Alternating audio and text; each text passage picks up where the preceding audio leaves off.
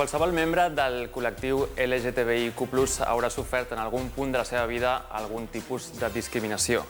Què passa si, a més o a part de sentir que la teva orientació sexual no encaixa, sents que la teva identitat no quatlla en el sistema heteropatriarcal binari en els que estem immersos i immerses, o quan per la teva edat la societat deixa de considerar-te útil, o quan directament la teva condició t'obliga a fugir del país en el que vius. Aquesta tarda comptem amb 4 representants d'entitats que busquen ajudar la gent que pateix situacions d'extrema vulnerabilitat. Tenim el Rodrigo, des de Cati. Mucho gusto. La Sílvia, des de Generem. Encantada. El Josep Maria, des de la Fundació Enllaç. I el Fernando, des de Sitges Voluntaris Social. Bona tarda. Clarament us uneixen la missió d'ajudar la gent en situació d'extrema vulnerabilitat i m'agradaria que aquesta tarda arribéssim a llançar conclusions sobre com podem fer arribar més ràpid de la velocitat a la que estem darrerament vivint a un futur on les minories i les desigualtats desapareguin o almenys siguin cada cop menys significatives. Qui vol començar? Que difícil, no? Trencar el gel. Fernando? Vinga, va. Vols començar? D'acord. Digue'm, què és el que feu a la vostra associació? Sitges Voluntaris Socials és una associació i la principal missió és l'acompanyament de les persones. El lema és les persones primer i el tema LGTB és una de les prioritats. Per tant, Sitges és un referent i tenim un problema, tenim homofòbia al poble. Per què és això? Perquè tenim persones que fan guetos, guetos culturals, guetos per identitat de nacionalitat i el tema, per exemple, de les persones trans, s'han anat totes les persones excepte 2 dones de Sitges. Totalmente transfóbico, totalmente transfóbico. Y nos parece que esto es una cosa de vulnerabilidad que encima hoy es un tema candente, digamos. Supongo que lo tocaréis también más tarde. Nuestra asociación hace el acompañamiento, detecta situaciones, intercambiamos con las otras entidades, las compañeras y los compañeros que tienen más experiencia que nosotros. Por ejemplo, a Cati toca mucho el tema de refugiados. Nosotros también como entidad somos acompañantes formales de la Generalitat de refugiados y por lo tanto estamos todo con el tema de diversidad.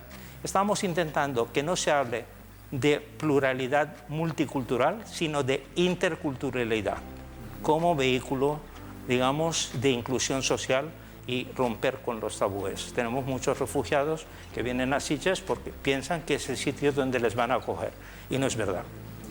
No se les recibe, no hay viviendas, no tenemos viviendas sociales y tenemos que acogerles en unas condiciones donde el voluntariado y algunas entidades podemos dar cabida, pero tenemos limitación. Es lo que pasa cuando se acumulan las discriminaciones, ¿no? Exacte. Sílvia, des de Generem, ajudeu a les persones amb la realitat trans i les acompanyeu, informeu i ajudeu a donar visibilitat, no? Bàsicament és la nostra missió com a entitat, com a associació. Sobretot ens basem en la comunicació i en l'educació a l'hora de donar a entendre el que és la realitat trans. Perquè, com diuen des de Sitges, que estem molt discriminades pel fet que es desconeix la nostra realitat i la interseccionalitat entre la diversitat de discriminacions en el fet trans encara s'acumula més pel fet que el ser trans fa que no arribis a uns nivells educacionals, a uns nivells econòmics, etc., que al fi i al cap és la base de la discriminació. O sigui, ser trans no te discrimina, el que et discrimina és ser trans, pobre, immigrant, etc. No blanca. Clar, el fill de l'Angelina Jolie no està pas discriminat, no té cap vulnerabilitat, perquè la invulnerabilitat li dona els diners i la posició social. el problema de les persones trans és aquesta, que la nostra diferència, al no poder amagar-la, bàsicament ens fa que tinguem la vulnerabilitat com molt a la vista. Sempre les vulnerabilitats en contra dels privilegis dels que a vegades no som conscients. Parla'ns una mica d'aquesta interseccionalitat que seria tan necessària entendre. Bé, per això nosaltres basem la nostra acció en la comunicació, per fer entendre i demostrar a qui té aquests privilegis de que realment els té, perquè quan tenim un privilegi no ens n'adonem. Vull dir, jo entrant en el món trans m'he donat compte de lo guai que és ser blanca, europea, amb educació, i a pesar de que reconec que tinc moltes discriminacions, també tinc molts privilegis que altres persones no tenen. I això, bé, és una cosa que has d'ensenyar amb una visibilitat positiva, donar a entendre que hi ha gent que per ser qui són ja estan discriminades d'entrada. I això és un tema que hem de donar a entendre a la gent que ha de canviar, que evidentment és comunicació, bàsicament, la nostra missió. I educació, també perquè tots i totes adquirim aquesta consciència que a vegades està com tapada, no? Bàsicament això, xerrades, cursos, visibilitat en mitjans, vull dir, donar a entendre que el fet trans no és un problema afegit que haguem d'afegir als altres, sinó que hem d'erradicar de base perquè no provoqui altres problemes. Per exemple, a nosaltres ens ve molta gent de Latinoamèrica que ja han vingut aquí sense una formació de base, o sigui, ja amb uns caràcters discriminatoris ja molt marcats. Llavors, clar, és lògic que acabin en els pitjors de les posicions socials per culpa que ja no se'ls ha donat els condicionants per tenir recursos, perquè bàsicament la discriminació és una qüestió de tenir recursos o no tenir-los, tant econòmics com personals, tenir educació, tenir una posició social o una xarxa de contactes, tot això és el que et fa i que intentem nosaltres suplir o ajudar en la mesura del possible a substituir perquè aquestes persones en situació de discriminació poder aconseguir que ho estiguin el menys possible. És això. Recordeu que tant per seguir la conversa com per arribar a la informació de les entitats que tenim avui presents podeu utilitzar el hashtag PrideBSN2020, que el podeu trobar aquí a les vostres pantalles. Rodrigo, des d'Acati ajudeu a que els immigrants del col·lectiu LGTBIQ+ trobin un espai segur aquí a Barcelona. Quina és la situació actual d'algú que arriba perquè fuig, perquè s'exilia? Bueno, estamos en un contexto extraño, principalmente por la pandemia del COVID, y eso ha hecho que muchas personas no accedan al derecho al asilo, no puedan ejercer su derecho a pedir asilo. En este momento la situación es que se han visibilizado las vulnerabilidades que existían antes. Personas que estaban en precariedad de vivienda, de alimentación y otros elementos han sido expuestas y ha sido muy difícil el acceso para estas personas. En el caso de las personas LGBT, específicamente las personas trans, el tema de la vivienda es un tema muy complejo.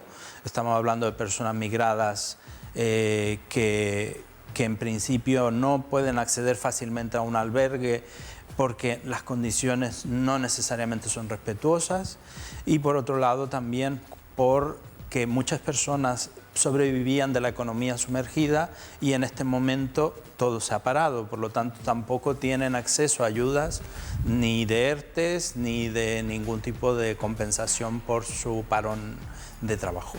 M'agradaria després també recuperar la situació actual, donar-nos compte que estem al 2020 i aquesta pandèmia que acabem de viure, que estem vivint, d'alguna manera ens ha democratitzat algunes vulnerabilitats i ha fet com que prenem consciència d'algunes coses, però després tornem. M'agradaria que Josep Maria ens parlessis de la Fundació Enllaç.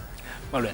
La Fundació Enllaç és una entitat creada a partir de l'esforç de persones que ja havien estat activistes al llarg de la seva vida i que en el moment en què comencen a veure's com a persones grans, com a persones madures, enceten una nova via d'activisme que és precisament la lluita contra l'edatisme, la lluita contra tota aquesta marginació que pateixen les persones LGTBI més grans o més madures.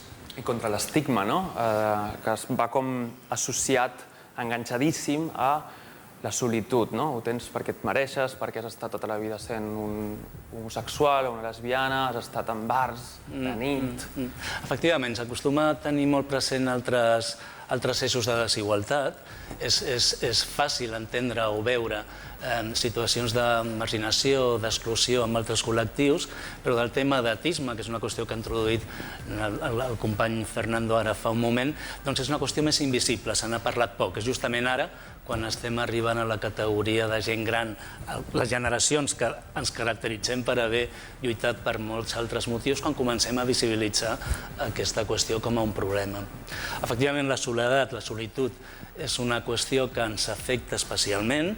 Entre les persones més grans del col·lectiu podem trobar biografies on el dissimul, on el fet de viure amagats, de no mostrar-se públicament com de la forma desitjada, doncs ha provocat situacions de gran aïllament i de gran solitud, de forma que podem dir que és una qüestió que afecta especialment el col·lectiu. També oferiu, a part dels acompanyaments, assessoria, no? Una mica aconselleu a crear plans de vida a la gent que està arribant a edats avançades. Explica'ns una miqueta què significa tot això, sisplau. Nosaltres el que diem és que quan parlem de treballar a favor de les persones grans, no només estem parlant de necessitats, no només estem parlant de vulnerabilitats, sobretot estem parlant de recursos que permetin que totes les persones puguem tirar endavant amb el nostre projecte de vida. I és aquí una mica la clau de la nostra intervenció. Quan ho fem bé, el que estem fent és acompanyar a les persones a seguir endavant amb la seva voluntat. Per això parlem de plans de vida, per això parlem de projectes de vida. I arribar a complir aquests plans de vida d'una manera digna, amb tots els drets, amb un benestar bàsic. Efectivament. Una de les qüestions que la crisi Covid ha posat sobre la taula és aquesta gran crisi que afecta el sistema de cura, què és el que ha passat a les residències, què és el que ha passat en la gent gran, de quina forma el fet que la malaltia afectés a les persones grans provocava certa sensació com d'alivi, com de tranquil·litat a la resta del col·lectiu. Realment ha estat un moment en el qual tota la qüestió de l'edatisme ha cobrat una importància molt rellevant. No sé si he contestat a la teva pregunta. Sí, però m'agradaria el tema de les residències. Hi ha poca informació i se sol pensar, com en la majoria d'aspectes de la vida, que el privat és el millor, el més car és de més qualitat. Aquí hi ha dubtes. Bé, els que coneixem el sector ja fa temps que veníem denunciant la situació d'aquestes residències on el que es perseguia era més l'afany de lucre dels inversors que el benestar de les persones que hi vivien. Hem passat molts anys de retallades, hem passat molts anys en els quals s'han desmuntat les estructures públiques i això ha fet que entressin empreses que l'únic que tenien un interès privat i de guanyar diners. Des de la Fundació Enllaç el que fem és reivindicar l'actuació del sector públic i, per tant, reivindicar que aquests siguin espais gestionats i subvencionats per l'administració. Fernando, creus que la societat, el sistema en el que vivim actualment, t'obliga, a mesura que vas avançant durant el camí de la vida, t'hagis de tornar a ficar dins de l'armari? A les residències, sí. És un tema que vam parlar molt amb Enllaç. Per exemple, tenim residències a Barcelona on una parella, la dona a la residència i l'home fora, no tenen un espai per tenir relacions sexuals. Ho vaig denunciar a la inspecció.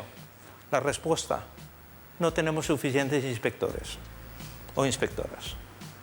Això és un tema que vaig parlar directament amb el conseller. És un tema molt delicat. Som totalment vulnerables. Ara mateix tinc 75 anys y no quiero estar en una residencia en España. Ni siquiera en Cataluña, que está un poco mejor que el resto de España. La importància de generar motivació, sobretot de cara a les noves generacions, però en general és una feina que crec que feu tots i totes, però especialment crec que a la gent nouvinguda, que també us ve gent molt jove, no, Rodrigo? Explica'ns, com és aquesta manera en la que els motiveu a que puguin adquirir una vida, odio utilitzar aquesta paraula, però normal, com la dels altres, aquesta autocensura que ens fem de no, jo no buscaré aquesta feina perquè, clar, com que soc del col·lectiu LGTBIQ+, i a més vinc d'un altre país, com ajudeu a que això canviï? Yo creo que las personas en general no se plantean una pregunta, yo tengo que hacer una feina concreta X. Lo que pasa es que el contexto te lleva a hacer unos trabajos concretos como una forma de supervivencia. Mucho del mercado sumergido está mezclado entre el trabajo del hogar y algunas otras cosas que tienen que ver con el mundo de la restauración, etc. Pero muchas de las personas tienen una formación bastante alta y que estamos desperdiciando. Yo creo que uno de los elementos centrales es que la diversidad que hay en este momento en Cataluña es una riqueza, pero que no la estamos aprovechando. Y por otro lado, el tema de que estas personas tienen unos elementos que son un proyecto de vida y a veces se encuentran con una pared frente a ese proyecto de vida. Y se encuentran con una pared que tiene que ver con un racismo estructural, como es la ley de extranjería, como es el acceso a diferentes elementos. Yo creo que en el caso LGBT y especialmente las personas trans hay unas barreras de transfobia, de discriminación, que están marcadas no tan solo por el empleador, sino también por los clientes de las personas que trabajan en esa empresa. Nosotros hemos tenido casos muy brutales en los cuales se despide a una persona no por su eficiencia, sino porque los clientes dicen, esta persona porque está aquí. Claro, es que la cosa es como bastante pesimista a nivell ja com mundial, no? Sílvia, acompanyeu a persones trans de totes les edats? Sí, en principi sí. A veure, Barcelona té la sort de tindre força entitats, força associacions, i està Famílies Trans, i està Eufòria, i està Crisalis, i hi ha present molta gent que és potser més especialitzada, perquè, clar, la diversitat trans és molt gran. I no és el mateix la casuística d'una persona gran que ha transitat de gran, que d'una persona jove, que d'una persona petita, que una persona gran que ha d'anar a una residència, i que en el cas trans el problema que tenim és de visibilitat. O sigui, la nostra vulnerabilitat és aquesta, se'ns veu. I com se'ns veu, hi ha molta gent que expressa clarament la seva transfòbia denegant-nos l'accés al seu espai.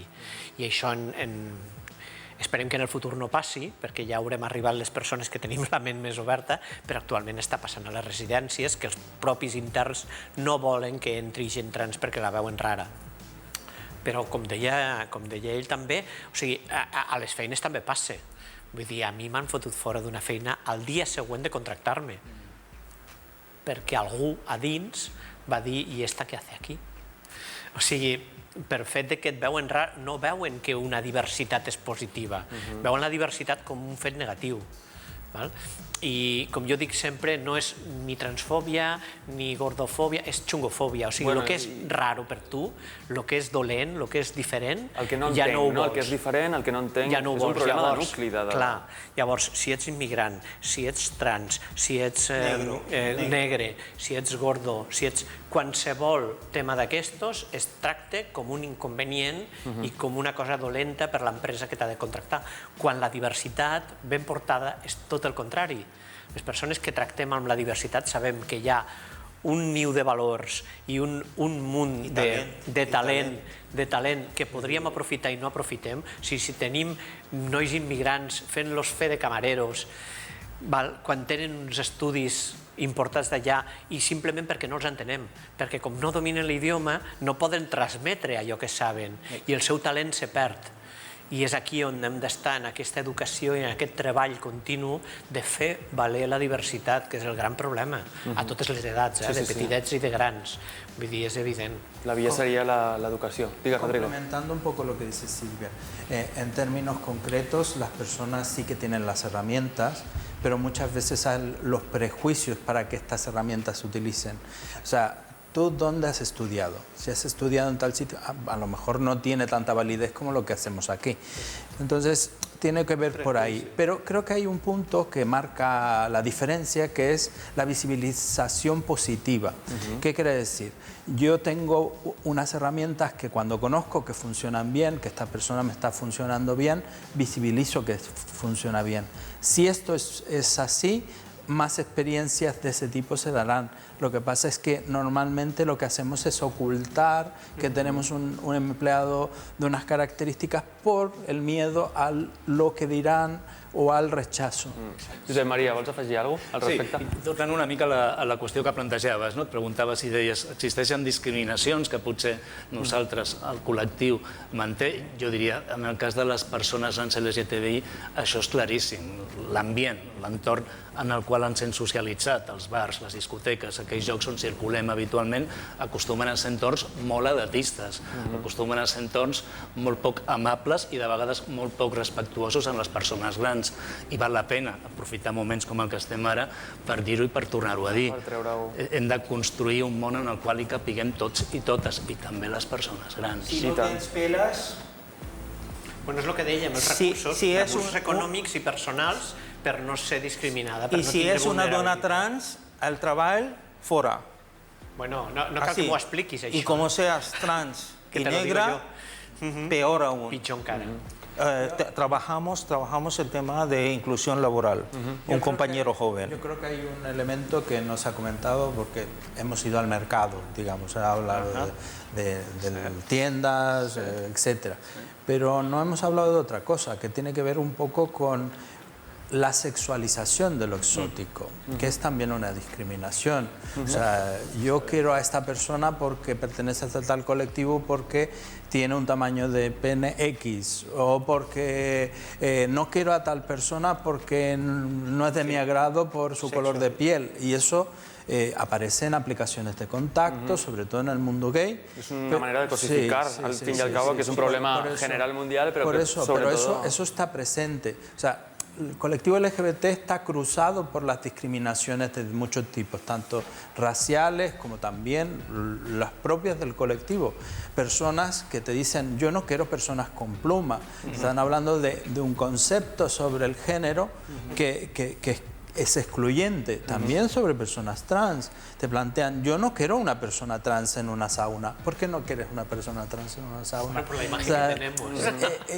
Hay diferentes elementos que generan discriminación y que están allí, pero que se disfrazan dentro del concepto gustos. Exacto. ¿no? Sí, bueno, son convencionalidades, ¿no?, que tenemos súper interiorizadas y que no nos damos cuenta que són perjudicials. Sí, bueno, nosaltres les persones trans en això en sabem molt, sobretot les dones trans. Si tu entres al Google i fiques transexual, ja veuràs el que et surt. O sigui, només te sortiran treballadores sexuals amb un mango de 20 centímetres com a mínim. O sigui, no et sortirà res més. No et sortirà l'associació Generem. Sortim en la 10a pàgina. O sigui, llavors, quin és el concepte que tenen de nosaltres? Totalment sexualitzat, com diu el Rodrigo.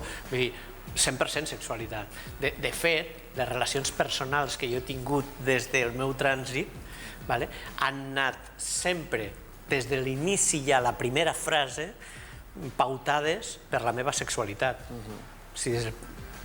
Ningú m'ha preguntat quins llibres llegeixes, t'agrada el cafè o prefereixes un cubata. No, ningú. Lo primer és, bueno, i què tal, lo de ser trans i tal, i t'has operat, i no sé què. O sigui, allí sí que es nota el que diu el Rodrigo, que és general en el col·lectiu LGTBI. En el cas de les dones trans és extremadament incisiu en la nostra vida, vull dir, és determinant. I a Generem us trobeu també en casos d'homes trans que sofreixen aquestes... Sí, bueno, la discriminació de l'home trans és una mica diferent, perquè tenim el concepte a la nostra societat de que ser home és millor que ser dona. Llavors, la persona que ha pujat a la categoria d'home sembla que ho entenen millor la gent. I, en canvi, les que hem perdut els privilegis, hem caigut de la piràmide i ara no tenim ni drets, sembla que som tontes, no? Per què has fet això? Com si fos una cosa que poguéssim escollir. O sigui, està claríssim. Però en el cas dels homes trans és una mica diferent. A més, tenen un passing millor, perquè la testosterona és una hormona molt potent que de seguida te masculinitza i ràpidament agafen un bon passing, que passen més desapercebuts, amb la qual cosa, un home trans pot semblar per a moltes persones una persona gay, a vegades amb una mica de pluma, no? Correcte. És el concepte que la gent, el primer que pensen és això, no pensen en que és transexual, pensen en que potser és una persona gay perquè té una mica de pluma, perquè és molt femenina. és el primer que pensen, però en realitat és un home Creo que trans. nos olvidamos de otro elemento y creo que sí que hay que incluirlo, que es el tema de las personas no binarias y otras personas que no están incluidos dentro de este binarismo de hombre-mujer, digamos. Bueno, todas las identidades disidentes. Y en ese sentido, todo ese colectivo de personas, que no es un colectivo, pero que es un grupo importante, son personas que sufren por su expresión de género, por su definición en tanto a otros, y por lo tanto la discriminación está presente allí. También tenemos que tener en cuenta que muchas personas, sobre todo migradas y refugiadas, tienen mucho miedo sobre el expresar su género porque no tienen referentes a nivel de sus propios países para hablar de soy una persona trans. Muchas veces hablan de ser gay. Soy gay, pero me gusta vestirme de mujer. Entonces van apareciendo las cosas y a medida que van adaptándose al contexto aparecen otros elementos. Pero yo creo que es un elemento que realmente hay que visibilizar. Lo que plantea Silvia es interesantísimo. También sucede mucho en los contextos heterosexuales. Cuando aparece un chico en el grupo que es gay, aparecen todas las dudas. Pero tú haces de qué, ¿no? Y empiezan las preguntas que son las incómodas. Yo creo que aquí asemejar la discriminación a la ignorancia es muy importante. Es decir, desconocimiento és sinònimo de discriminació. Exacte. I això es pot arreglar a través de l'educació. Doncs, si us sembla, seguim pensant sobre això i continuem la conversa a través del hashtag PrideDCN2020 i així podeu també trobar informació sobre les entitats que aquesta tarda ens acompanyen. Gràcies, Rodrigo. Gràcies, Sílvia. A vosaltres. Gràcies, Fernando. Gràcies, Josep Maria. A tu. Gràcies.